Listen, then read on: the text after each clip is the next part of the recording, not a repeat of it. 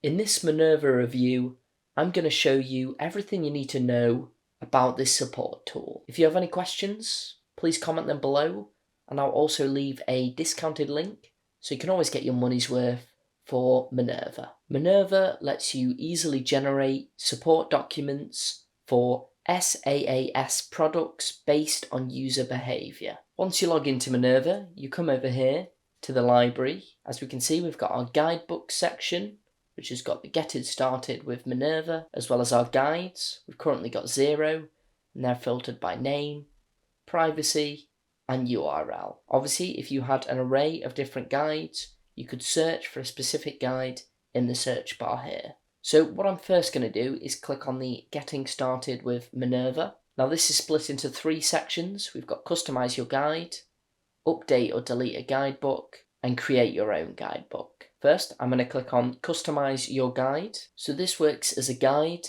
on how we can create our own guides. This has got a variety of steps. Update this page here. Click to update the guide step text. Click here to delete a specific step. Click to edit a screenshot image. Click to either blur or crop a screenshot. Click to delete a specific screenshot. Click where you see the pulse. Confirm your guide status. Click to edit your guide's visibility. Click Save Changes. Click to send or share your guide. And click to delete guide. So if we go back onto the library, we can use those steps to create our own guidebook. So if we go on the plus here, and here is where we can create a new guidebook.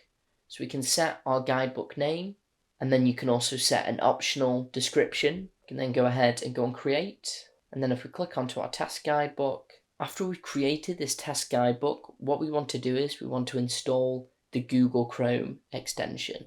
So this will be available on the Minerva home screen. You just click on Install Extension, and this takes us over to the Google Chrome Web Store, where we can install the Google Chrome extension. So I've already got this installed, and I can click onto mine, and it brings up this section here. The Google Chrome extension comes with a menu. We've got Home, Log Out, My Guides, My Drafts, and Favorites. So if I go ahead and click on Create Guide, I'm going to go for Test Guide. We can tick or untick capture screenshots, and we could also select this as private if we wanted to. Then I can go ahead and click on Begin. As we can now see, we've got these purple boxes that anywhere we move our mouse, it highlights them. So if I click on this section here, we can click on the pulse, and that creates different steps. Now obviously ideally you'd want to be using this possibly on your own website and clicking on each section in order. This is going to put all the sections into different steps. So once you've got your steps, if you go ahead and click on pause, you can also expand this. And as we can see, this has created our guidebook. Now obviously I was just sort of randomly clicking on the different things. As I said earlier, you'd want to do this in a specific order of the steps. So for step 1, it's come up with click test guidebook. This is intended as a test guidebook name. So we're clicking onto this. We've then got click this is intended as a guidebook. Click the header, click where you see the pulse, and if we wanted to add any more, we could click on there. That's going to add click library. We could click on drafts. That will add click drafts. Click on favorites, and then that will get added as well. And then again, to stop it clicking, if you just click on pause, and then if you want to go again, you can click on resume. Once you are happy and you've clicked through your steps, if you go on publish, and this will now take you over to the test guide section. It's also created sort of a step-by-step video from what we've been clicking on. And as we can see here, it says video is still processing. Please refresh the page to check the status. So here we've got step 1. And as we can see, it's put a square around the first thing we clicked, which was the test guidebook. You could then click on the little pen button to edit it. And this is obviously our step 1. First, click onto the test guidebook section. You also have the option of editing the picture, so you could click on edit. You could crop it.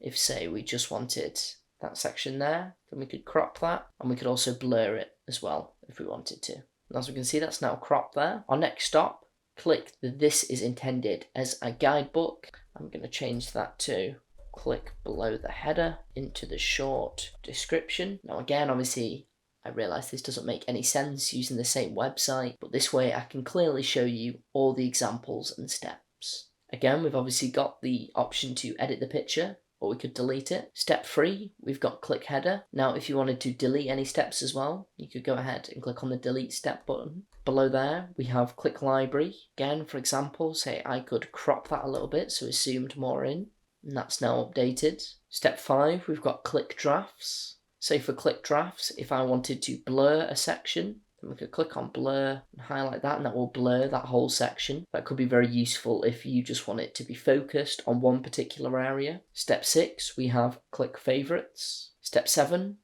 we have click where you see the pulse, and that is our final step. If we look over to the right, we can see we've got our total steps, 7.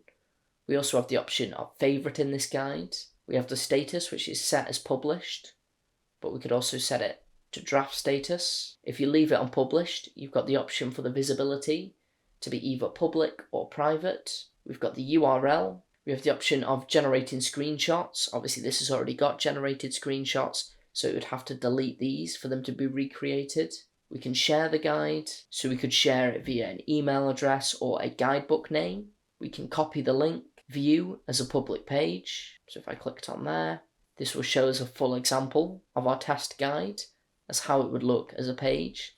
As we can see, we can go over all the steps. We've got our step 1, step 2. We've got a magnifying glass, which will bring it up in this format, where we can just skip along the next steps.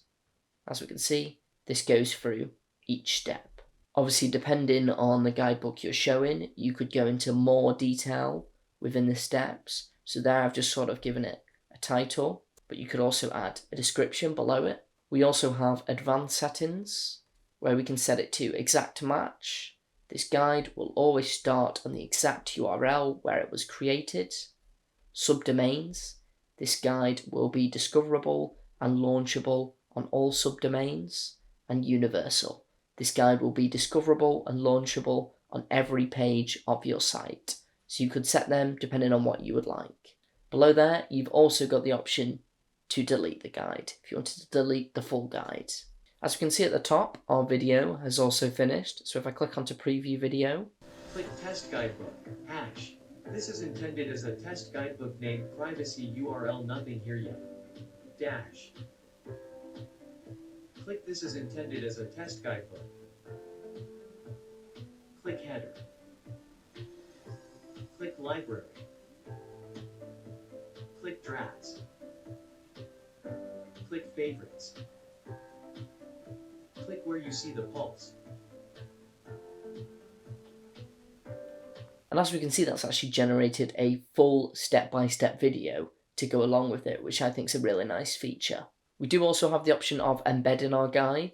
If we clicked onto there, we could copy that to our clipboard. We could obviously embed that guide into our website. There's also Begin Interactive Guide, which takes us over to the test guidebook page. Once you're happy, if you go ahead and click on Save Changes, and then the guide will then be saved. If we go back, we can see on the home page, we've got our one guide there, which is our test guide. We can click back onto it, and it will take us over to the customization page, and we can also copy that link as well. Also on the library page, we have the public library section, which has an array of guides. We've got the Start Using Minerva guide, Find Your Registration Status, Update My Name on Monday.com, Change Your Company Logo on Monday.com, and Update Your Name on Monday.com.